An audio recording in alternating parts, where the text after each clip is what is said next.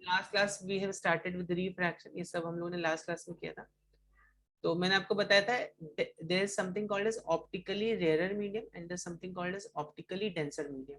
Rarer medium में क्या होता है, जहां पर लाइट का स्पीड ज्यादा होता है। डेंसर मीडियम में क्या होता है, लाइट का स्पीड कम होता है।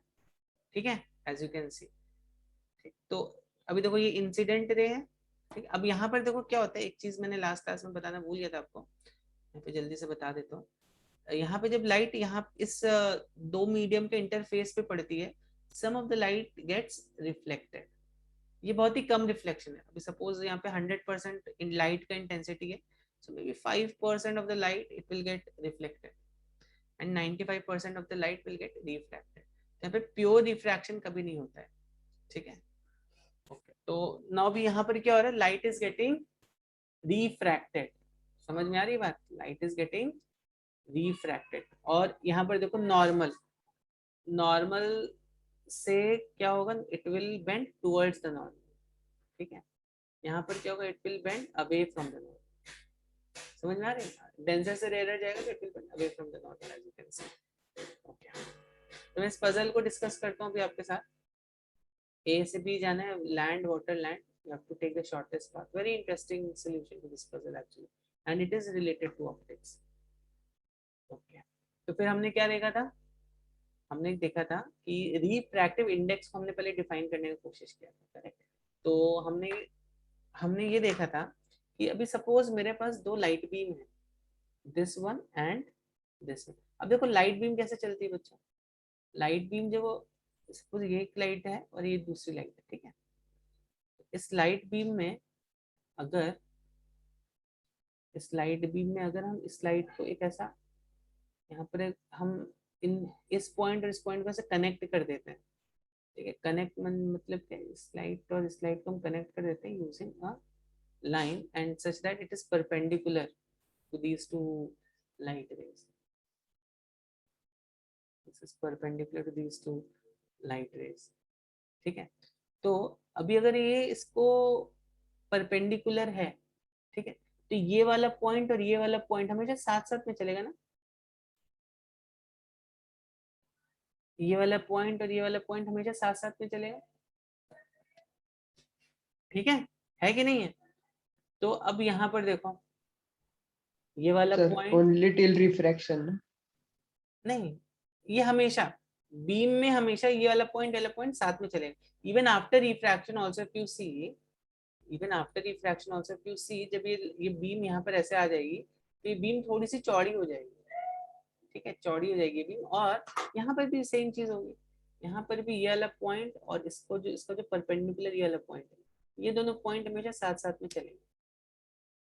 ठीक है, ठीक है ना बच्चों। मैं एकदम आपको बेसिक से बता रहा हूँ, ये किसी बुक में आपको नहीं मिलेगा। 10th स्टैंडर्ड की तो किसी बुक में ये मिलने वाला नहीं, रिफ्रैक्शन का कंसेप्ट जो मैं आपको बता रहा हूँ। ठीक है, ये सिंपल सा कंसेप्ट है, समझ में आ जाएगा आपको, लेकिन ये किसी भी बुक में आपको इतने बेसिक से कहीं मिलेगा नहीं। तो बहुत ध्यान से सुनो इस लेक्चर को। ओके, तो इसके बाद बच्चों अब देखो होगा क्या। तो अभी मैंने आपको क्या बताया कि ये वाला पॉइंट और ये वाला पॉइंट दोनों साथ साथ में चलेंगे हमेशा। ठीक है, इन इसको फिजिक्स की लैंग्वेज में बोलते हैं, ये पॉइंट ए पॉइंट हमेशा सेम फेज में रहेगा। ठीक है, चलो अब क्या होगा, जैसे पॉइंट आया आया आया आया आया और ये पॉइंट यहाँ पे जाके स्ट्राइक कर गया, ये वाला पॉइंट जो है यहाँ पर जाके टकरा गया। ठीक है, लेकिन आप देखो ये वाला पॉइंट तो यहाँ पे जाके टकरा के इस मीडियम के अंदर चला गया, लेकिन अभी देखो ये वाला पॉइंट जो यहाँ पर था, ठीक है, ये तो अभी भी एयर में ही था। बी और बी डैश वाला ये दो पॉइंट्स हैं, ये तो अभी भी एयर में ही है कि नहीं है। ठीक है, तो अब देखो अब इसको जितना टाइम इसको यहाँ से यहाँ तक जाने में लगेगा, समझ में आ रही है, जितना टाइम इसको यहाँ से यहाँ तक जाने में लगेगा उतना ही टाइम इसको यहाँ से यहाँ तक आने में लगेगा। ये बात समझ में आ रही है कि नहीं आ रही है। जितना टाइम, फिर से मैं रिपीट करता हूँ, जितना टाइम बी डैश से बी तक जाने में लाइट को लगेगा, ठीक है, उतना ही टाइम ए डैश से ए में लाइट को जाने में लगेगा। ये बात बच्चों आपको समझ में आई क्या। सर तो फिर हाँ, ए और B' दोनों इक्वल हो गए। दोनों इक्वल क्यों होंगे? अभी मैंने आपको बताया एयर में लाइट का स्पीड कुछ और होता है, वाटर में लाइट का स्पीड कुछ और होता है। तो यहाँ पर इसीलिए ये ज्यादा डिस्टेंस है। B' जो है ये ग्रेटर है A' से, है ना?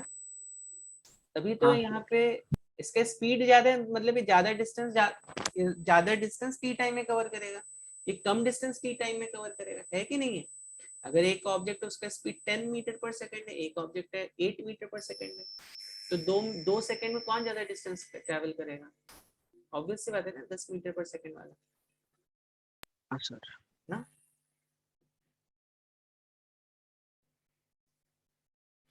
समझ में आई ना बात? समझ में आई बात कि नहीं आई? हाँ सर, हाँ सर, समझा। तो ठीक, तो चलिए, तो ये डिस्टेंस टी हो गया, ये डिस्टेंस B' जो है, this is more and A' is less as compare to B'। अब देखो, अगर मैं इस पॉइंट को मतलब यहाँ पे एक 90 डिग्री का ट्राइंगल बनाता हूँ, यहाँ पे एक 90 डिग्री का ट्राइंगल बनाता हूँ, तो देखो ये एंगल मेरा आई हो जाएगा। ये मैंने बताया था कैसे आता है, हमेशा याद रखो। अगर कोई भी लाइन है, ठीक है, और यहाँ पे एक ये परपेंडिकुलर है, और यहाँ पर एक ये परपेंडिकुलर है, ये भी परपेंडिकुलर और ये भी दो परपेंडिकुलर है यहाँ पे, ठीक है? ठीक है, समझ में आ रही बात की नहीं आ रही है? तो अगर आपका ये वाला जो एंगल है ना, ये एंगल जो होगा, करेक्ट, और ये एंगल जो होगा, ये एंगल और ये एंगल जो होगा, ठीक है, आई एम सॉरी,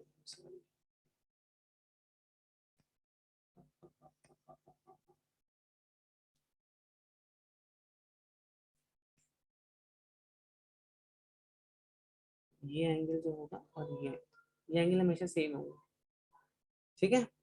ये अब सोचना क्यों ऐसा होगा। ये 90 डिग्री है और यहाँ पे ये 90 डिग्री, ठीक है? सोचना ऐसा क्यों होगा। तो ये आई हो गया तुम्हारा। उसी तरह देखो यहाँ पे भी वैसे सिचुएशन बन रहा है, आर ये हो गया, ये ये नॉर्मल का ये रिफ्रैक्टेड लाइट है, रिफ्रैक्टेड वाली भी लाइट है। और इसको अगर मैं इस पॉइंट को इस पॉइंट से ज्वाइन परपेंडिकुलरली ज्वाइन कर दूं, तो ये एंगल मेरा आर हो जाएगा यहाँ पर, ठीक है? करेक्ट। तो बस अगर आपको इतना समझ में आ गया है, इसके बाद की जो डेरिवेशन बहुत ही सिंपल। साइन आई देखो यहाँ पे कितना हो गया, साइन आई कितना हुआ, बी अपॉन A', और साइन आर कितना हो गया, A' अपॉन A', ठीक है? और यहाँ पे जब आप साइन आई और साइन आर को दोनों का रेशियो ले लोगे, तो यहाँ पे कितना आ जाएगा, B' upon A' equals to, this comes out like. तो अब देखो B' अपॉन A' आ गया, करेक्ट। इसको अगर मैंने आपको क्या बोला था, यहाँ से तक जाने में इसको टाइम t लग रहा है, यहाँ से यहाँ तक जाने में इसको टाइम t लग रहा है, दिस t। तो if I divide this with t, तो sine I by sine r क्या क्या बन गया मेरा, वेलोसिटी इन एयर। B' क्या था, B' was velocity in air, और और A' अपॉन टी क्या था, वेलोसिटी इन वाटर।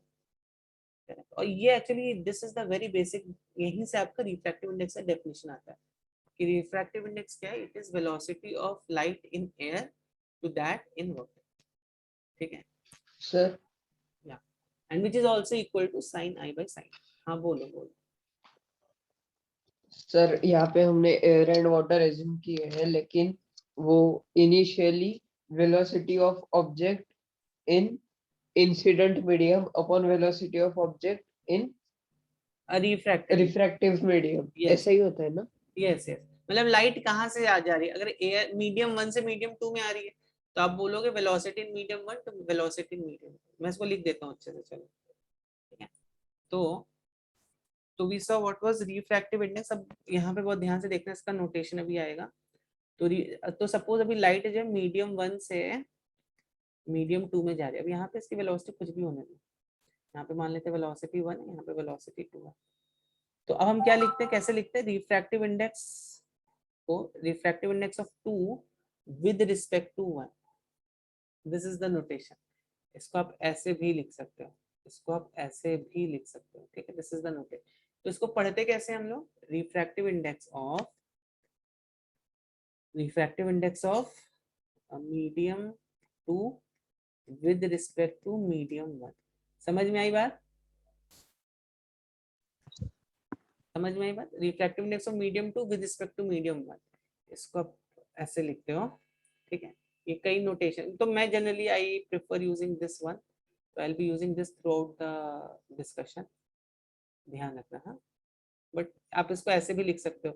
मैं बस यहाँ पे एक डैश बना देता हूँ, कुछ कभी कभी यहाँ पे डैश नहीं बनाते हैं, यहाँ पे डायरेक्टली 2 1 लिख देते हैं, कभी कभी 2 और 1 ऐसे लिख देते हैं, तो मेरी लिखने की आदत है ऐसे, तो generally I write it like this.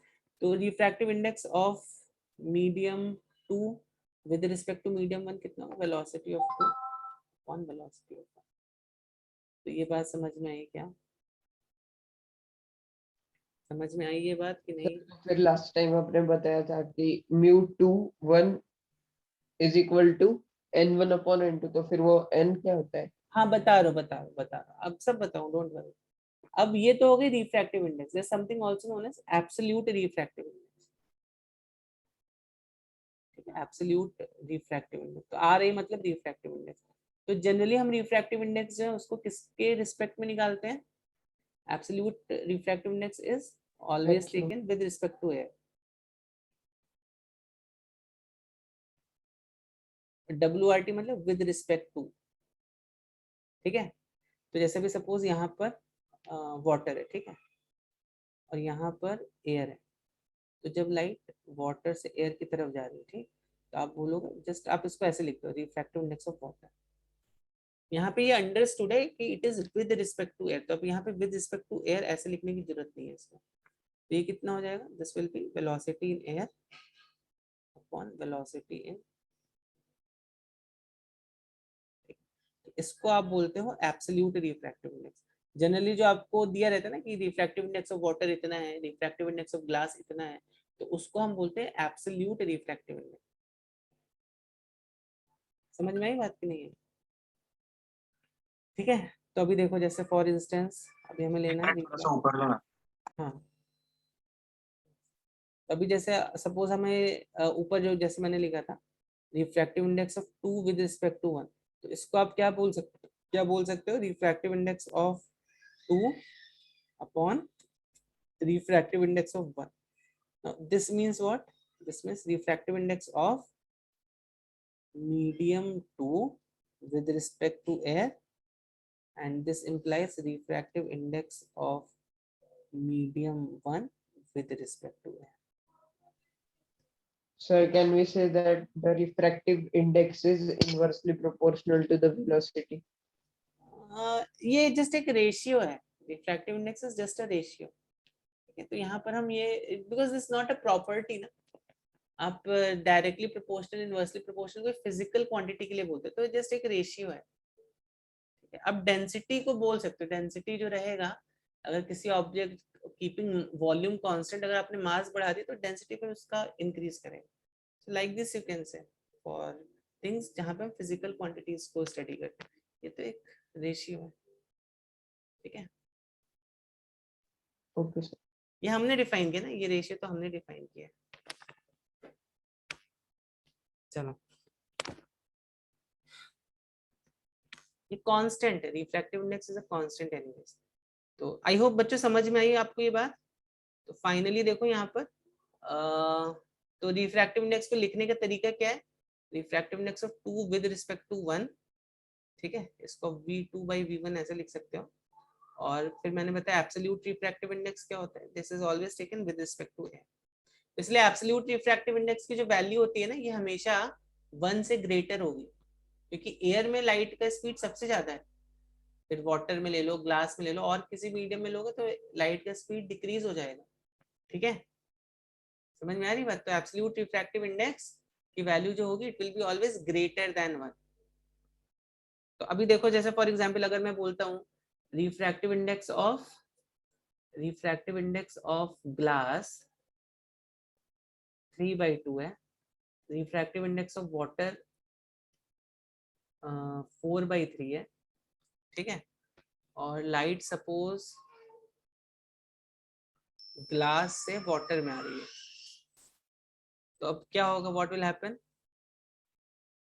Light should bend away from normal, it should it should bend towards normal और it should bend away from the normal, क्या होना चाहिए? सर 2 मिनट। क्या? Away from the normal. Away from the normal, bend away from the normal. तो आप मुझे भी बता सकते हो refractive index of water with respect to glass कितना हो जाएगा? जल्दी से बताओ। तो अभी देखो मैंने आपको फॉर्मूला क्या बताया, रिफ्रैक्टिव, अगर ऐसा लिख, बहुत ही सिंपल है बच्चों ये, refractive index of water with respect to glass, तो पहले वाटर लिख दो और नीचे ग्लास लिख दो, इसमें तो कुछ है ही नहीं। वाटर कितना है 4/3 हो गया और ग्लास 3/2 हो गया, तो इसको जब आप सॉल्व करोगे तो ये आ जाएगा 8/9। ठीक है, एंड रिफ्रैक्टिव इंडेक्स का कोई यूनिट नहीं होता है, it is a unitless quantity. इतनी बात समझ में आई सब बच्चों को?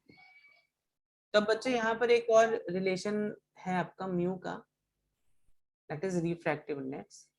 तो जब अगर सपोज यहाँ पे मीडियम 1 है, ठीक है, ये मीडियम 2 है, यहाँ पर आई है, यहाँ पर आर है, समझो, यहाँ पर आई है, यहाँ पर आर है।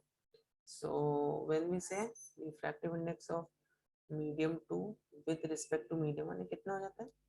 वेलोसिटी इसमें v1 by v2 होता है, और इसको आप ऐसे भी लिख सकते हो sine I by sine are. ठीक है, और μ21 को हम क्या लिख सकते हैं? μ2 बाई μ1 लिख सकते हैं कि नहीं लिख सकते हैं? मतलब इसका रिफ्रैक्टिव इंडेक्स और जो इसका एब्सोल्यूट रिफ्रैक्टिव इंडेक्स होगा μ2 बाई μ1 होगा, होगा ना? ठीक है, तो अब देखो, अब एक और बहुत सिंपल सा रिलेशन यहाँ पर आपको इससे मिल रहा है। क्या मिल रहा है? देखो, इसका रिफ्रैक्टिव इंडेक्स और इसका वेलोसिटी का, ठीक है, दिस इज इक्वल टू इसका रिफ्रैक्टिव इंडेक्स और इसका वेलोसिटी। मैं हमेशा ऐसे रिलेशन एब्सोल्यूट रिफ्रैक्टिव इंडेक्स के टर्म्स में इसको ऐसे लिख लोगे तो कभी भी आपका मिस्टेक नहीं होगा। ठीक है, और यहाँ पर मैं इसको कैसे लिख सकता हूँ? μ1 into sine i equals to μ2 into sine are. ठीक है, कोई भी कभी भी मिस्टेक होने का कोई चांस नहीं है।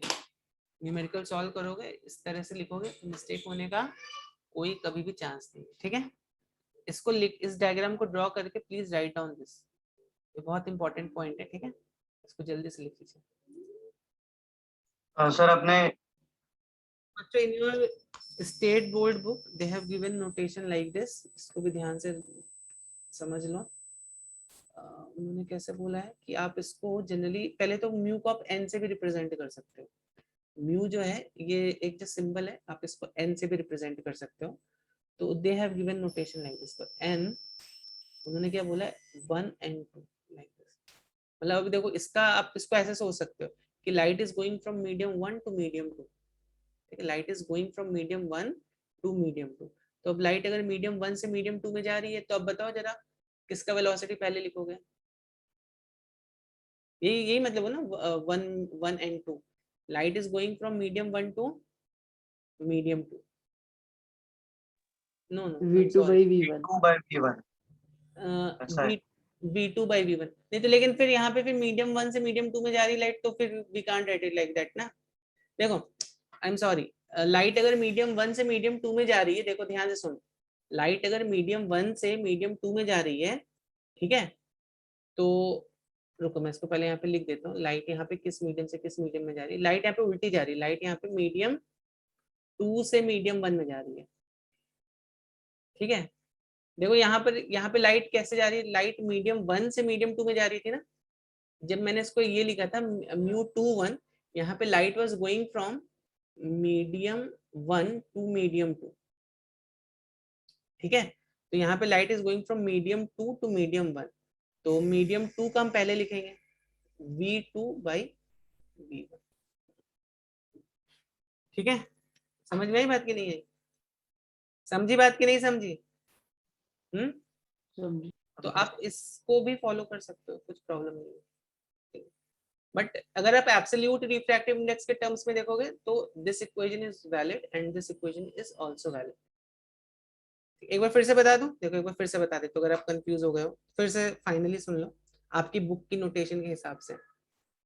अगर यहाँ ये मीडियम 1 है, ये मीडियम 2 है, ठीक है, ठीक, और यहाँ पे वेलोसिटी v1 है, यहाँ पे वेलोसिटी v2 है, तो लाइट जो है, light is going from I to R, मतलब लाइट ऐसे जा रही है। अभी देखो लाइट किस मीडियम से किस मीडियम में जा रही है, मीडियम 1 से मीडियम 2 में जा रही है, करेक्ट। तो अगर आपको निकालना है रिफ्रैक्टिव इंडेक्स ऑफ, अगर आप ये लिख देते हो 1n2 या 2n1 लिख देते हो, चलो पहले हम ये लिखते हैं, तो इसका मतलब क्या हो गया बच्चों, अब बताओ इसका मतलब क्या हो, लाइट किस मीडियम से किस मीडियम में जा रही है 2n1 के हिसाब से, from medium 2 to medium 1. हाँ मीडियम 2 टू मीडियम 1 कि 1 टू मीडियम 2, 2 to 1. नहीं यहाँ पे देखो जब 1n2 लिखा है तो light is going from medium 2 to medium 1 like that, ठीक है ना, light is going from medium 2 to medium 1। देखो फिर से देखो, see your text book carefully, यहाँ पर देखो, देखो इसने क्या लिखा है, ये मीडियम 1 है, ये मीडियम 2 है, देखिए सबको टेक्स्ट बुक दिख रही है ना अपनी, सबको टेक्स्ट बुक दिख रही है अपनी कि नहीं दिख रही है, ओके। तो जब आपने 2n1 लिखा है इसका मतलब क्या हो, इसका मतलब क्या हो गया, इसका मतलब ये हो, और यहाँ पर v1/v2 लिखा है, तो इसको अगर हम अपने उसमें अपने कन्वेंशन में लिखेंगे तो what this will be refractive index of 2 with respect to 1, देखो वही तो आ रही है, refractive index of 2 with respect to 1, ये कितना आ गया, velocity of light in medium 1 with respect to, तो 2 विद रिस्पेक्ट टू 1 का मतलब वो लाइट जो है वो 1 से 2 की तरफ चल रही है, फिर से रिपीट करो, 2 विद रिस्पेक्ट टू 1 का मतलब वो लाइट जो है वो 1 से 2 की तरफ चली, तो या समझ में आ रही बात की नहीं आ रही है, समझ में आ रही बात की नहीं आ रही है, तो इसको आप ऐसे सोच सकते हो, ये 2n1 जो लिखा है, जैसे मैं यहाँ पे n21 लिख रहा हूँ, वैसे 2 1 को आप ऐसे लिख दो, 2 यहाँ पे 1 यहाँ पे, ऐसे इसको लिख दो, 2 with respect to 1, refractive index of 2 with respect to 1, तो यहाँ पे पहले किसकी वेलोसिटी लिखोगे, v1 की लिखोगे, बाद में किसकी वेलोसिटी लिखोगे, v2 की लिखोगे। समझ में आई कि नहीं आई कि फिर से रिपीट करूं, सर अभी सब समझ में आया सबको, तो टू समराइज, अगर 2n1 है इसका मतलब क्या हुआ, जो 2n1 is similar to 2n1 is similar to this, this and this are same actually, जो ऊपर मेरा कन्वेंशन है और उनका ये जो कन्वेंशन है दिस आर सेम, तो अगर मैंने इसको ऐसे लिख 1n2 अगर मैंने लिख दिया तो इसका मतलब क्या हुआ, n of 1 with respect to, correct. तो यहाँ पे लाइट कहाँ से आ रही, तो अब इसमें बताओ जल्दी से, लाइट किस मीडियम से किस मीडियम की तरफ ट्रेवल कर रही होगी, medium medium 1 to 2. Medium 1 to medium 2, यहाँ पे लाइट किस मीडियम से किस मीडियम में ट्रेवल कर रही होगी, 2 to 1. 2 टू मीडियम, ठीक है, ठीक है, समझ में आई बात,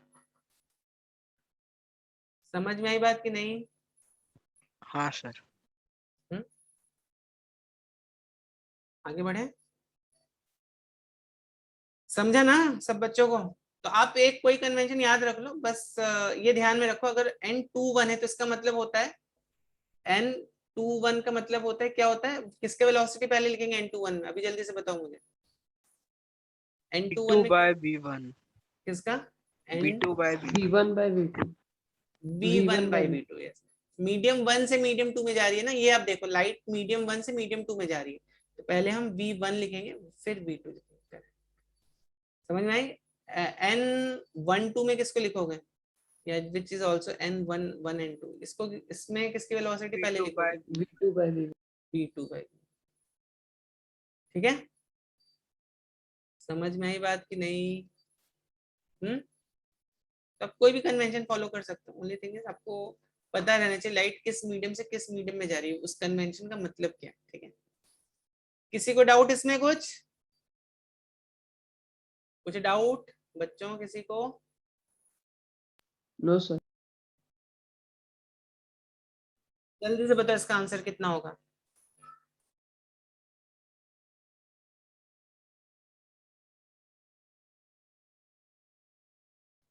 तो कंफ्यूज मत होना कन्वेंशन में बच्चों, फिर से बोलो, ये चाहिए तो यहाँ पे लिख देता हूँ मैं, एन लिख लो या म्यू लिख लो, बात एक ही है। 1 with respect to 2 is same as n 1 with, मतलब 1 2 आप ऐसे लिखो या 1 and 2 लिख लो, बात वही है, ठीक है। और यहाँ पे किसकी वेलोसिटी पहले लोगे, v2 by v1, ठीक है। Speed of light in air कितना? Speed of light in air कितना होता है, ये पता रहना चाहिए आपको, कितना होता है speed of light in air, okay, ठीक है। ये कांस्टेंट होता है, ये पता रहना चाहिए, ठीक है। ये क्वेश्चन में देगा नहीं देगा उसकी मर्जी है। सर आपको भेजा है। या Siddhesh, very good, good, correct. देखो यहाँ पे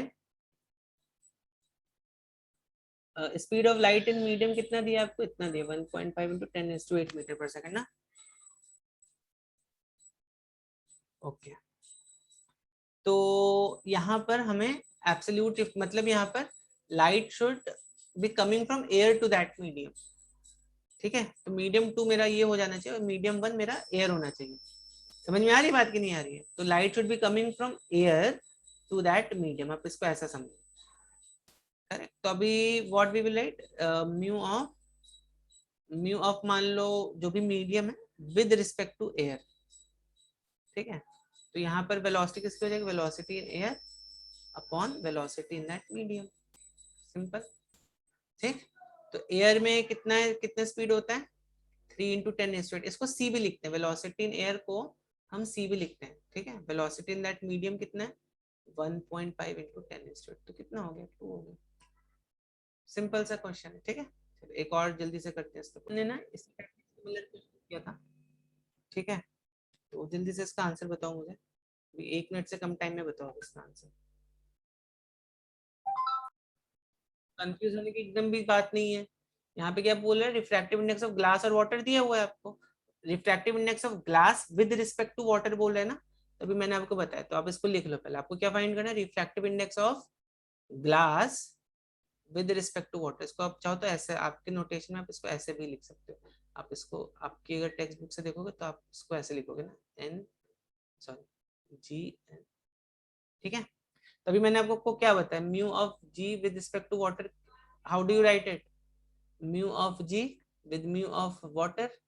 जनरली ये जो बोल है अच्छा यहाँ पे दिया हुआ है absolute refractive index of glass and water are इतना, ठीक है, ठीक है। तो देखो अभी कितना हो जाएगा, ये हो जाएगा ग्लास का कितना है, ग्लास का है 3/2 और वाटर का कितना है 4/3, तो ये कितना हो गया, सिंपल, ठीक है। तो अब बस मैंने जो कन्वेंशन बताया वो भी अगर आप याद रख लो तो कुछ प्रॉब्लम नहीं होगी। और आपकी बुक का, मैंने आपकी बुक से उसको कैसे रिलेट करना है तो मैंने आपको बता ही दिया। अब ये वाला कन्वेंशन याद रखो, 2 with respect to 1, with respect to 1 मतलब क्या हो, light is coming from 1 to 2, ठीक है। ये ध्यान रखो पहले तो। और म्यू 2 विद रिस्पेक्ट टू 1 क्या होता है, mu 2 by mu, it is same as, मैं चलो यहाँ पे लिख भी देता हूँ, this is same as mu 2, इसको आप कभी कभी ऐसे भी लिख सकते हैं N2, ठीक है, आपकी बुक के हिसाब से, बोर्ड की बुक के हिसाब से, ठीक है। आगे बढ़े, और एक क्वेश्चन दो इसी टाइप का, तो एक और इसी टाइप का क्वेश्चन देता हूँ।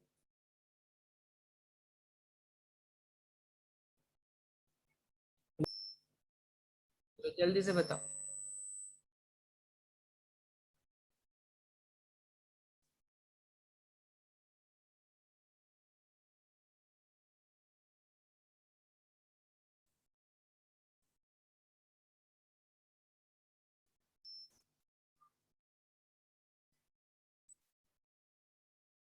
तो in this question actually what is suppose to do is, पहले आप वेलोसिटी निकालो, ठीक है। वेलोसिटी आपको मालूम, वेलोसिटी क्या होता है, n into लैम्डा होता है। तो v is equal to n lambda हो गया, तो n कितना है यहाँ पे 4 into 10⁻14 और लैम्डा कितना है 5 into 10⁻−7, ठीक है। 5 4s are 20 into 10⁻7 which is 2 into 10⁸ metre पर सेकेंड, ठीक है। 2 × 10⁸ मीटर पर सेकेंड। तो अभी आपको क्या करना है, रिफ्रैक्टिव इंडेक्स ऑफ 2 क्या फाइंड करना है? सर यहाँ पे अगर इन्होंने एब्सोल्यूट रिफ्रैक्टिव इंडेक्स बोला होता तो हाँ, तो यहाँ पे उन्होंने पूछा refractive index of the medium, तो उसने बस केवल इतना बोल दिया आपको, refractive index of the medium, तो इसका मतलब ही हो गया ये एब्सोल्यूट रिफ्रैक्टिव इंडेक्स मांग रहा है आपसे, ठीक है। तो ये जो भी मीडियम है आपका, मैंने यहाँ पे 2 लिख दिया, पर ये जो भी मीडियम है आपका, यहाँ पे आपको रिफ्रैक्टिव इंडेक्स किसके रिस्पेक्ट में देना है, विद रिस्पेक्ट टू एयर ही देना है आपको, ठीक है। Refractive index of this medium with respect to air, तभी आप इसको कैसे लिख सकते हो आपकी टेक्स्ट बुक के नोटेशन के हिसाब से, m into a, मतलब m यहाँ पे, a यहाँ पे, but I have never seen this notation, I will show it to, एक क्वेश्चन में मैं आपको दिखाऊंगा ये, ठीक है। एक पीएमटी के एग्जाम में एक क्वेश्चन आया था, सिंपल सा क्वेश्चन है, आप लोग कर लोगे, उसमें उन्होंने यही वाला नोटेशन यूज किया, म्यू a यहाँ पे लिया, m यहाँ पे लिया, करेक्ट, जो मैंने आपको पहले बताया था, ठीक है। बट एनीवेज चलो, तो यहाँ पर देखो म्यू एम ए कितना हो, तो आप बच्चों मेरे ख्याल से तो आप यही वाला याद रखो, रिफ्रैक्टिव इंडेक्स, इसका नोटेशन आप ऐसा याद रखो, इसको आपकी बुक से मैप करके आप इसको ऐसा ऐसा देख सकते हो, ठीक है। तो कितना हो गया, मीडियम इन एयर, तो मतलब पहले हम किसका लिखेंगे, वेलोसिटी एयर का लिखेंगे, और फिर velocity in that medium, velocity in air कितना था, 3 × 10⁸, मीडियम में कितना है, 2 × 10⁸, विच इज 1.5, ठीक है। This answer is this. एक और क्वेश्चन तो इसी टाइप का, एक और लास्ट क्वेश्चन देता हूँ, बताओ मुझे, देखो क्या इसने क्या बोला है, i mu j represents refractive index when light goes from i to medium j. अब तो वही मैं बोल रहा हूँ, don't go so much for notation, ठीक है। आप एक अपना खुद का नोटेशन बना लो, उसके हिसाब से सारे नोटेशंस को मैप करते हुए चलो, तो कभी भी कुछ प्रॉब्लम नहीं आएगी, क्योंकि यहाँ पर फॉर्मूला VI/V से बनेगा ना। हाँ, तो अब उसने देखो जो मैंने आपको नोटेशन बताया था उसके अकॉर्डिंग यहाँ पर आपको दिया गया है, मतलब अभी अगर हम म्यू 2 विद रिस्पेक्ट टू 1 जो हम बोलते हैं ना, mu of velocity medium refractive index of 2 with respect to 1, तो इसने इसको ऐसे ही लिखा है शायद से, light goes from medium I to medium J, correct. मान लो एयर से light is going from air to water, इसको आप कैसे लिखोगे, एयर टू वाटर, तो मतलब म्यू 1, यहाँ पे एयर यहाँ पे लिखना है, वाटर यहाँ पे लिखना है, आपके हिसाब से फिर 2 1 ऐसे उल्टा हो जाएगा ना आपके नोटेशन के हिसाब से। जल्दी से बताओ अच्छा इसका आंसर कितना होगा।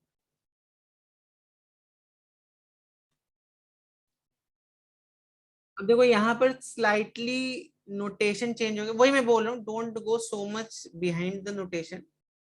तो अब यहाँ पर अगर हम इसको सॉल्व करेंगे तो what we will write it, इसको हम क्या लिख लेंगे, म्यू 2 1, जल्दी से बताओ क्या आ जाएगा, किसकी वेलोसिटी पहले आएगी इसके इस नोटेशन के हिसाब से, V2/V1 V2/V1 आएगी, कि light is going from medium 2 to medium 1 ना, इसका मतलब यही हुआ ना, light is going from medium 2 to medium 1, तो जहां से जहां आती है लाइट तो उसकी वेलोसिटी पहले लिखते हैं। तो अब देखो इसको हम यहाँ पे क्या करें, mu 2 1 into mu 3 into 2 into mu 4 into लिखते हैं, ठीक है, ये बराबर लिखा ना, तो ये कितना होगा, V2/V1 into V3/V2 into V4/V3। तो सॉल्विंग तो आप कर लोगे, सॉल्विंग में तो इसमें इतना कोई प्रॉब्लम नहीं आएगा, दिस इज V4/V1, ठीक है। तो V4/V1 तो आप क्या लिख सकते हो, म्यू ऑफ 4 म्यू 1, तो 4 म्यू 1 कहीं पर है नहीं, बट 1/1 म्यू 1 म्यू 4 है, तो इसको आप कैसे लिख लोगे, देखो इसको मेरे पास V4/V1 है ना, इसको मैं ऐसे भी तो लिख सकता हूँ, V/1/V1/V4, इसको मैं ऐसे लिख सकते हैं, तो this will B 1 mu, actually ये नोटेशन थोड़ा इजी रहता है, 1 से 2 जा रहा है तो V2/V1 कर देंगे, एनीवेज समझ में आई बात, समझ हाँ में आई सर। बात कि नहीं आई, ठीक है आगे बढ़े, हाँ सर। एकदम मस्त क्वेश्चन है बच्चों, आपको मजा आ जाएगा क्वेश्चन सॉल्व करके। तो हमेशा याद रखो अभी यहाँ पर क्या रिलेशन याद रखना है आपको, mu of 2 with respect to, या देखो मैंने आपको जो रिलेशन बताया आप ऐसा याद रखो कि अभी समझो यहाँ पर अगर आई है आपका और यहाँ पे आर है, ठीक है, और ये मान लो रिफ्रैक्टिव इंडेक्स म्यू1 है, ये रिफ्रैक्टिव इंडेक्स म्यू2, तो आपको कैसे याद रखना है formula, mu one sine i equals to mu two sine r. या अगर यहाँ पे वेलोसिटी के टर्म्स में देखो तो म्यू1 इनटू इस मीडियम में वेलोसिटी v1, म्यू2 इनटू इस मीडियम में वेलोसिटी v2। आप कैसे भी इसको याद रख सकते हैं, ठीक है, जल्दी से बताओ।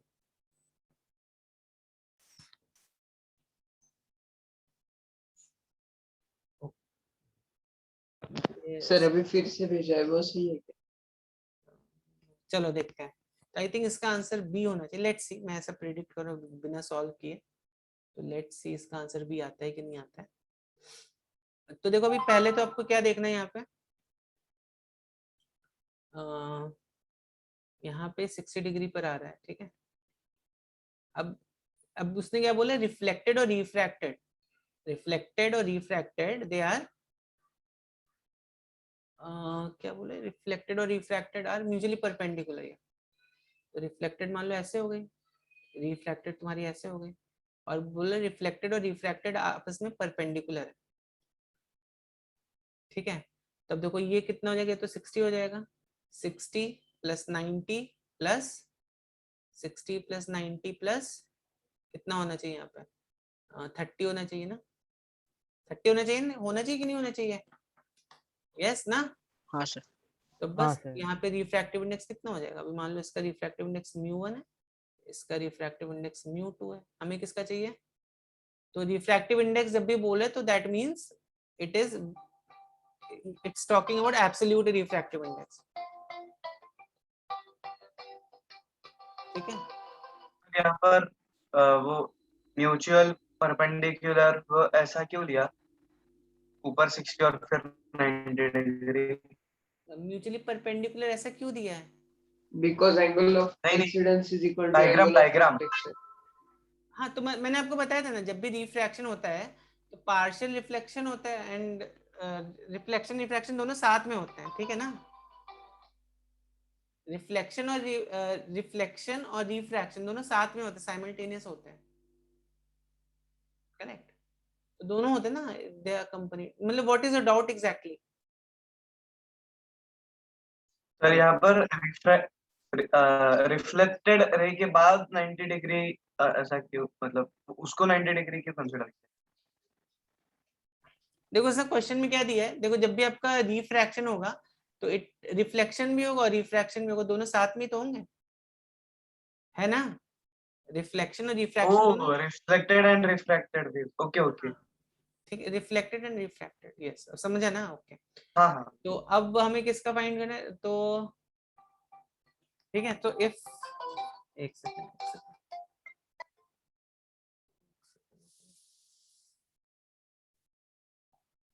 या तो हाँ क्या बोला था मैं, रिफ्लेक्टेड ओके। तो अब हाँ तो बताओ अभी फॉर्मूला कौन सा यूज करोगे, रिफ्रैक्टिव इंडेक्स यहाँ पे कौन सा मटेरियल। तो अब ऑब्वियसली यहाँ पे क्या, on a glass plate a light wave is incident. तो यहाँ पर एक चीज हम और अज्यूम करेंगे, लाइट इज इंसिडेंट, मतलब लाइट ऑब्वियसली हवा से ही इंसिडेंट होगी ना, ठीक है ना। यहाँ पर एक अजम्पशन आपको करना पड़ेगा, जो लाइट है वो कहाँ से आ रही है, एयर से आ रही है, otherwise this will be very complicated question, you know, correct. नहीं तो फिर आप नहीं निकाल सकते इस क्वेश्चन में, this will become very complicated, एक ही क्वेश्चन बनेगी, ठीक है। तो on a glass plate a light wave is incident at an angle. अगर यहाँ पे कोई दूसरा मीडियम होता है तो बोल देता है कि भाई जो लाइट है वो हवा में इंसिडेंट है, मतलब पानी में इंसिडेंट है, करेक्ट है, कोई और दूसरा कोई ऑयल है उसमें इंसिडेंट है, लेकिन ऐसा इसने कुछ मेंशन किया नहीं है। जनरली देखो हमारे पास 3 ही रिफ्रैक्टिव इंडेक्स से मीडियम होते हैं, पानी, हवा और ग्लास, ठीक है, और कोई ऑयल भी हो सकता है, बट जनरली हम इन 3 को ही मेनली कंसीडर करते हैं अपने क्वेश्चंस में, ठीक है। तो यहाँ पर हम अज्यूम करेंगे ये एयर है और ये ग्लास है, ठीक। तो या ये मेरा मीडियम, मेरा मीडियम, ठीक है। तब बताओ क्या इक्वेशन बन जाएगी, अगर मैं आपको ऐसा दे देता हूँ तभी बताओ क्या इक्वेशन बन जाएगी रिफ्रैक्टिव। sin 60 by sin 30 तो √3 by 2 by 1 by 2.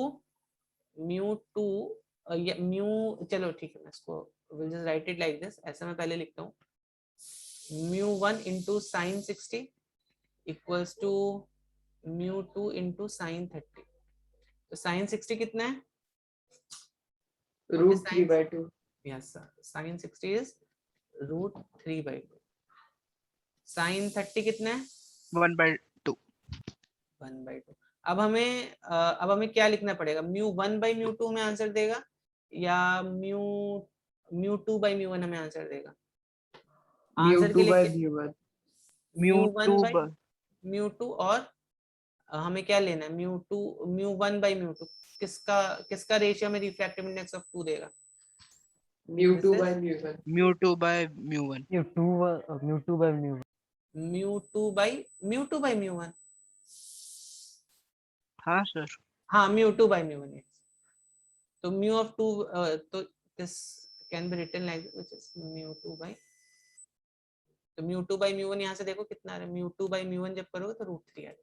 सर हम डायरेक्टली भी कर सकते हैं ना, मतलब लिख सकते हैं ना कि refractive index is equal to sin i by sin r। हाँ, आप ऐसे भी कर सकते हो, sine I by refractive index, आप यहाँ पर sine I by sine R भी कर सकते हो, दैट्स आल्सो ओके। ठीक है, ओके सर। मैंने आपको ये इक्वेशन कैसे यूज करनी है वो बता दिया यहाँ पर, और आप चाहो तो यहाँ पे डायरेक्टली भी यूज कर सकते हो, दैट इज आल्सो करेक्ट। ठीक है, ओके सर। ठीक है, तभी तो देखो mu sine I by sine R कितना आएगा? μ2 by μ1 ही आएगा ना। हाँ सर।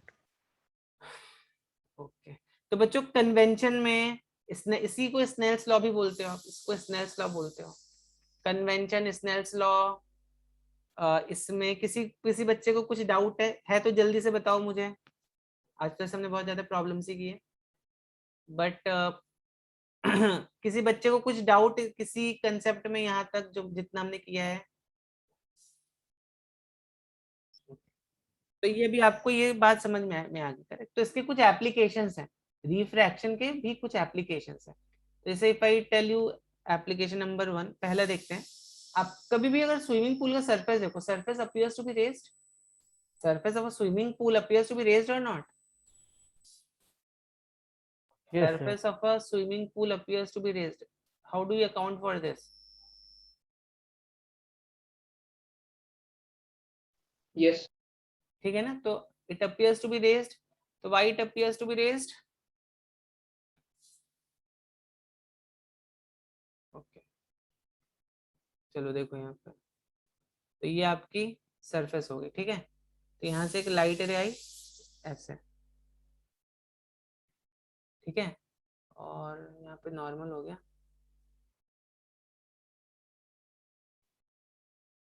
ठीक। तो अभी लाइट यहाँ पे, ये वाटर है, ये एयर है। तब देखो, अब देखो यहाँ पर आपको अगेन आपको दो कैसी लाइट रेज दिख रही हैं यहाँ पे? कैसी लाइट रेज दिख रही है बच्चों? डाइवर्जेंट ही कन्वर्जेंट? कैसी लाइट रेज हैं ये दोनों? डाइवर्जेंट है ना। तो जब तुम्हारी आई, जब तुम इसको देखोगे यहाँ पे तो तुम्हें लगेगा ये सब लाइट रेज जो है सब कहाँ से आ रही है, किस पॉइंट से आ रही है? एक इसको पीछे की तरफ एक्सटेंड करो और जहाँ पे भी मीट करो इस पॉइंट से, तो दैट मीन्स ये जो सरफेस था, ये वाला जो पॉइंट O था, this appears to be at O'। समझ रहे हो? हाँ सर। समझ रहे हो ना? that surface, that point which was at O now appears to be at O'। ये बात समझ में आई? अभी अभी सपोज अभी आप अगर आप पानी के नीचे हो, अभी आप सोचो जरा, पानी के नीचे हो, यहाँ पर हो, you are situated over here, और आप यहाँ पर एक पेड़ देख रहे हो, तो आपको इस पेड़ का हाइट छोटा दिखाई देगा कि बड़ा दिखाई देगा? सोच के बताओ मुझे।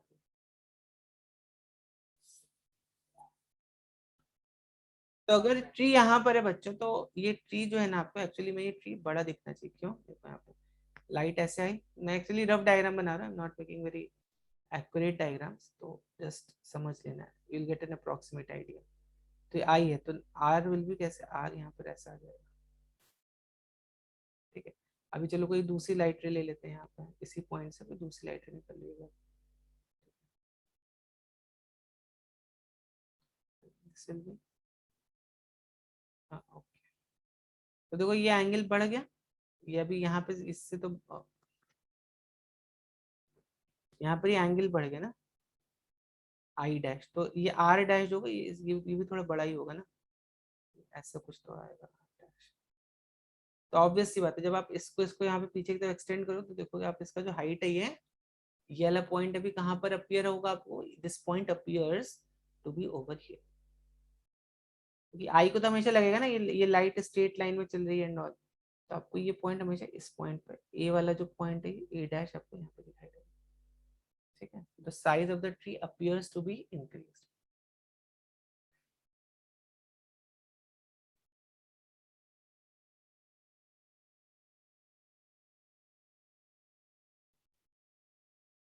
समझ में आई बात, समझ में आई बात कि नहीं आई? आया सर समझ। Now let's see, there's something also, एक इसका और बहुत इंटरेस्टिंग सा एप्लीकेशन है, which is known as total internal reflection, इसको आप TIR भी बोलते हो, देखते हैं क्या होता है, और इसका भी एप्लीकेशन देखेंगे। देखो यहाँ पर क्या होता है बच्चों, जो लाइट है ना हमारी, करेक्ट, लाइट एक्चुअली अगर मान लो डेंसर से रेयर की तरफ गई है,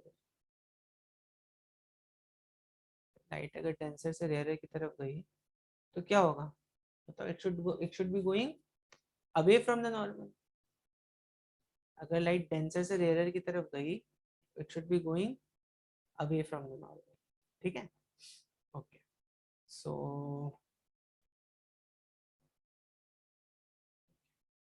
तो अब देखो, अभी अगर आप यहाँ पे इस एंगल को बढ़ाओगे, आई को बढ़ाओगे, तो ऑब्वियस सी बात है आर भी इंक्रीज होगा ना, अगर आप yes, आई को बढ़ाओगे तो आर भी इंक्रीज होगा, ठीक है।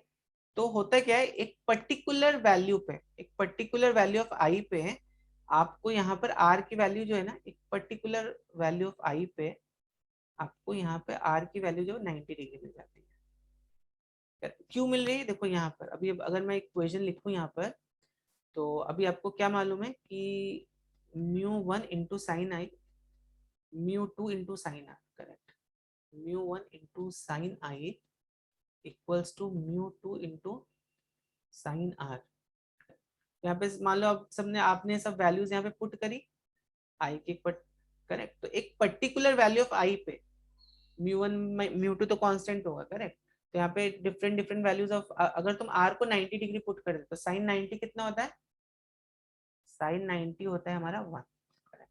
तो अब μ1 की वैल्यू पता है तुम्हें, μ2 की वैल्यू पता है तुम्हें, साइन आर को 1 पुट कर दो, तो एक यहाँ पे जो यहाँ पर जो ये एंगल आएगा, करेक्ट, वो कुछ आप उसको इस तरह से तो लिखोगे आप, है कि नहीं है बच्चों, है कि नहीं है, ठीक है। है, तो दैट मीन्स व्हाट, कि एक पर्टिकुलर वैल्यू ऑफ आई पे हमें जो आर मिलेगा that will be 90 degree, this comes out from this equation over here, ठीक है, okay. So how the thing, ये मान लेते हैं μ2 है, ये μ1 है मेरा, ऐसा है। तो अभी क्या था,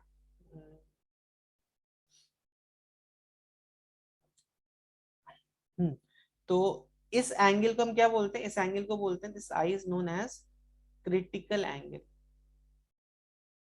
इसको क्रिटिकल क्यों बोला गया है, क्योंकि क्रिटिकल मतलब क्या होता है, क्रिटिकल इज समथिंग, ऐसा बोलते हैं ना, बहुत ही क्रिटिकल मार्क्स से मैं पास हो गया, क्रिटिकल का मतलब देखो क्या होता है, आप अगर ये बोलो मैं बहुत ही क्रिटिकल मार्क्स से पास हो on गया, the मतलब क्या हुआ, edge, एकदम बाउंड्री पे पास हो गए ना आप, मतलब अगर मान लो पासिंग मार्क्स 40 था तो आपके जस्ट 39.5 आ गए, आपके जस्ट 40.5 आ गए, करेक्ट, 39.5 आ गए तो भी आप पास हो जाओगे, 40.5 आ गए तो भी पास हो जाओगे, करेक्ट। तो मतलब it's touching the boundary line of 40, कैसे, तो आपने बाउंड्री लाइन को टच कर लिया उसकी, ठीक है।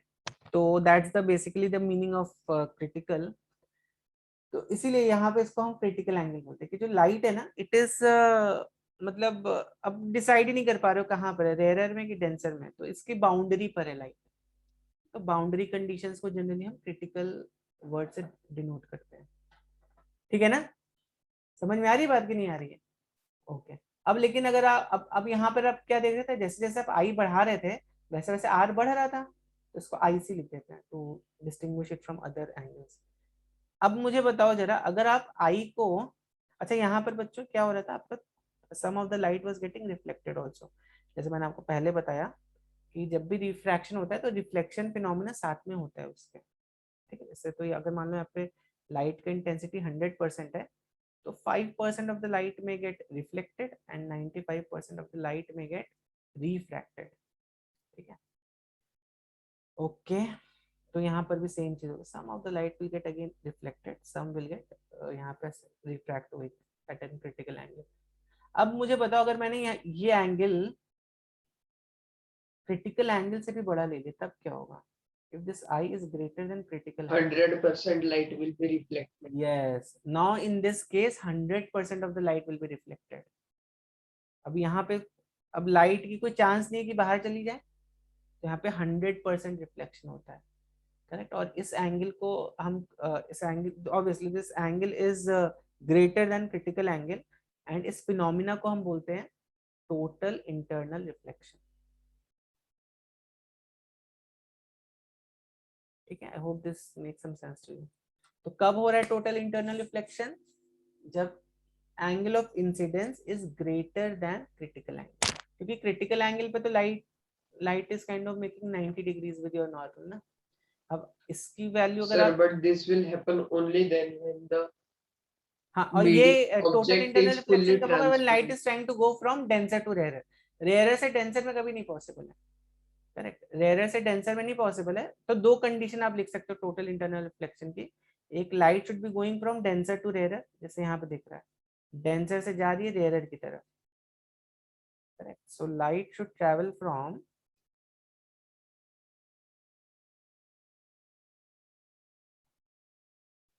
Denser to rarer. ठीक है, एक तो ये कंडीशन होगी। दूसरा कंडीशन क्या होनी चाहिए?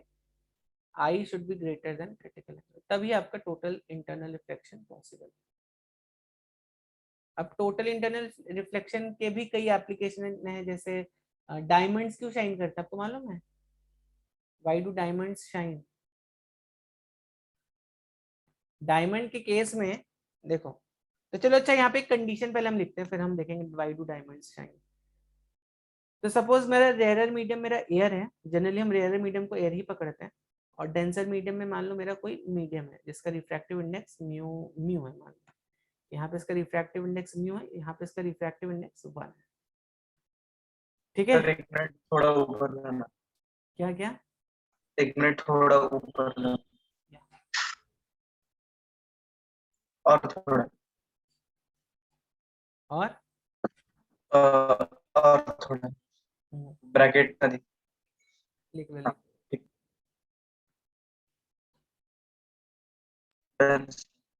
लिख लिया? तो देखो यहाँ पर देखो, तो अभी मैंने क्या बोला, इसको हम एयर पकड़ लेते हैं रेयरर को। जनरली हम in our day to day life हम एयर, रेयरर मीडियम में एयर ही रहता है मोस्ट ऑफ द केसेस में, 95% ऑफ द केसेस में। और डेंसर मीडियम मेरा मान लो कोई और मीडियम, वाटर हो गया, ग्लास हो गया, करेक्ट। तो इसके हम अलग अलग रिफ्रैक्टिव इंडेक्सेस फाइंड करेंगे। चलो तो लेट्स फाइंड इट आउट। तो देखो यहाँ पे, तो अभी मान लो मैं तो हम क्रिटिकल एंगल बेसिकली फाइंड करें। हम बेसिकली यहाँ पे ये एंगल तो वेरी कर सकते हैं, कुछ भी हो सकते हैं वैल्यू।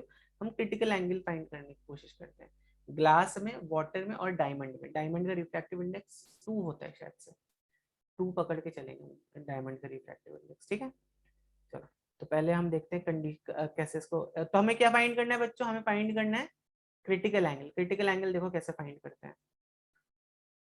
तो क्रिटिकल एंगल के लिए देखो क्या कंडीशन होती है अगेन। क्रिटिकल एंगल के लिए light should be travelling perpendicular to the normal. Light कैसे ट्रैवल करनी चाहिए? नॉर्मल के परपेंडिकुलर होनी चाहिए। तो तो अभी मान लो ये मेरा क्या लोगे, पहले वाटर ले लेते हैं। वाटर का रिफ्रैक्टिव इंडेक्स कितना होता है, 4/3 होता है with respect to air obviously. तो जब मैं बोला refractive index, I am meaning absolute refractive index. ये मेरा एयर है, एयर का रिफ्रैक्टिव इंडेक्स इज 1। तो अभी यहाँ पर देखो कंडीशन सबको मालूम है, μ1 μ2 μ1 into sine i into μ2 into sine r. Correct, यहाँ पे आर ये हो गया मेरा, आर इज 90 डिग्री। तो μ1 mu of water into sine of I c into mu of air into sine of r which is r is equal to 90। तो ये भी 1 है, ये भी 1 है। देखो साइन आई सी कितना आ गया, 1/μ W। 3/4। हाँ 3/, तो साइन ये वैल्यू कभी भी 1 से ज्यादा नहीं हो सकती। अगर साइन की वैल्यू आपकी 1 से ज्यादा आ रही है मतलब आपने कुछ मिस्टेक कर दी है।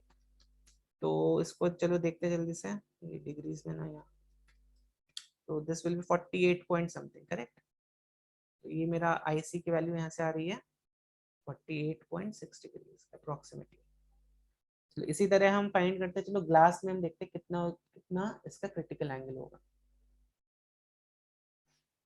ग्लास में क्रिटिकल एंगल कितना होगा, ये आईसी हो गया मेरा। अगेन वही कंडीशन लगा दो, म्यू ऑफ ग्लास, ये ग्लास है मेरा, एयर है, तो mu of glass into sine of I C, mu of air into sine of 90, R is equal to 90 over here. Correct, तो कितना हो गया यहाँ से, जब आप इसको पूरा सॉल्व करोगे तो आप सॉल्व करके देख लेना, इसको मैं वैल्यू सब पुट कर देना। म्यू ऑफ ग्लास कितना था, 3/2 होता है, याद रखो वाटर का 4/3 होता है, ग्लास का 3/2 होता है। तो mu of glass 3/2 into sine of I c, ये भी 1, ये भी 1, ये 1 हो गया। साइन 91 होता है, आपको मैंने बताया ही। तो साइन इनवर्स ऑफ 2/3 देखते चलो कितना आएगा। तो ये ऑलमोस्ट यहाँ पे आई सी देखो कितना आएगा, 41.81 डिग्री। मतलब जब लाइट इसके अंदर एंटर होगी तो लाइट को यहाँ पर 48.6 डिग्री से ज्यादा एंगल बनाना पड़ेगा वाटर के अंदर to get what, to get total internal reflection. Correct, यहाँ पे लाइट को 41 डिग्री से ज्यादा एंगल बनाना पड़ेगा to get total internally reflect. अब डायमंड देखते हैं, अब लाइट कहाँ पर है, डायमंड में, ये डायमंड हो गया मान लो, और ये मेरा एयर है। तो डायमंड का जनरल मैंने आपको बोला 2 पकड़ लेते हैं। तो again mu d into i sine of I c, sir 30 degree. 30 degree आ रहा है, yes correct. Mu of air into sine 90, यहाँ पे again r is equal to 90 degree. तो देखो यहाँ पे कितना आ गया, जब वैल्यूज पुट करोगे 2 into sine I C which is equal to 1, तो साइन आई सी यहाँ से 1/2 है। तो साइन आई सी 1/2 किसके लिए होता है, ठीक है। तो यहाँ से हमें क्या पता चला कि जैसे जैसे मेरा रिफ्रैक्टिव इंडेक्स बढ़ता गया, इनफैक्ट अगर आप देखो ये कितना था, ये 1.33 था, ये 1.5 था, ठीक है, ये 2 हो गया मेरा अभी। करेक्ट, तो जैसे जैसे मेरा रिफ्रैक्टिव इंडेक्स बढ़ा मेरा क्रिटिकल एंगल कम हो गया। इसीलिए डायमंड के अंदर, करेक्ट, डायमंड का उसको कट वट अगर आपने ज्यादा कर दिया, डायमंड्स में कटिंग जितना ज्यादा डायमंड को कट करते उतना ही उसका शाइनिंग भी बढ़ जाता है, because of the same reason. Light probably वहां पे फिर 30 डिग्री से अगर ज्यादा एंगल बना रही है तो फिर आपका डायमंड शाइन ज्यादा करेगा। ठीक है, समझ में आई बात कि नहीं आई, समझ में आई बात सब बच्चों को। तो 30 degree is not a very big angle actually. 30 degree अगर आप देखो it's not a very big angle as compare to 48, तो बहुत ज्यादा बड़ा एंगल होगा। 30 is not a very big angle. इसीलिए कुछ कुछ कभी कभी आजकल एक और डायमंड, इसको अमेरिकन डायमंड्स बोलते हैं, तो उनका रिफ्रैक्टिव इंडेक्स ऑलमोस्ट ना ग्लास के शायद वो बनते हैं, ग्लास ग्लास को भी थोड़ा कटवट कर दो ना तो ग्लास भी थोड़ा शाइन करने लगता है। ठीक है, चलो तो यहाँ तक बात सब बच्चों को समझ में आई, किसी को कुछ Yes. डाउट है यहाँ तक? तो आज बेसिकली हमने क्या क्या किया, आज हमने पहले तो रिफ्रैक्टिव इंडेक्स देखा। तो कन्वेंशन याद रखो आप, मैंने जो कन्वेंशन बताया वो आप याद रखो और आपकी बुक के साथ उसको मैप कर सकते हो। आपकी बुक का कन्वेंशन ये है, ठीक है। तो हमने पहले रिफ्रैक्टिव इंडेक्स देखा। रिफ्रैक्टिव इंडेक्स क्या होता है? Velocity of medium 1 by velocity of medium 2, correct, ऐसा हमने देखा था। यहाँ पर अब देख लेना जो कैसा उसको नोटेशन है, करेक्ट। नोटेशन में तो आई थिंक अभी कुछ प्रॉब्लम नहीं रहेगा, you have done so many problems also. फिर हमने रिफ्रैक्शन की कुछ एप्लीकेशंस देखी कि surface of a swimming pool appears to be raised, ठीक है, when light comes from water to air. उसके बाद हमने देखा टोटल इंटरनल रिफ्लेक्शन हमने देखा, ठीक है। सो टोटल इंटरनल रिफ्लेक्शन क्यों होता है जब आपका, तो दो कंडीशन देखे टोटल इंटरनल रिफ्लेक्शन के लिए, light to travel from denser to rare और angle of incidence should be greater than critical angle, तो आपका टोटल इंटरनल रिफ्लेक्शन होगा, ठीक है, ठीक है। चलो, तो I think we should end it here, we should end this thing here, ठीक है। नेक्स्ट क्लास में हम इसको थोड़ा और टोटल इंटरनल रिफ्लेक्शन की कुछ और एप्लीकेशंस देखेंगे, ठीक है, और फिर लेंसेज, लेंस मेकर्स फॉर्मूला और ये सब भी देखेंगे थोड़ा सा, उसके उससे रिलेटेड कुछ जो भी क्वेश्चंस रहेंगे, और ऑप्टिकल इंस्ट्रूमेंट्स बचा है इसमें। तो तीन चीजें बची हैं यहाँ पर, क्या क्या बचा है? एक तो टोटल इंटरनल रिफ्लेक्शन की कुछ applications that we will be seeing, फिर आपका लेंस मेकर्स फॉर्मूला वो हम लोग देख लेंगे, और ऑप्टिकल इंस्ट्रूमेंट्स जैसे माइक्रोस्कोप, टेलीस्कोप, ये हम देखेंगे, ठीक है। तो ये तीन चीजें बच गई हैं अभी आपकी, ठीक है। So with this I think will and this session. कुछ अगर किसी का डाउट है तो पूछ लो।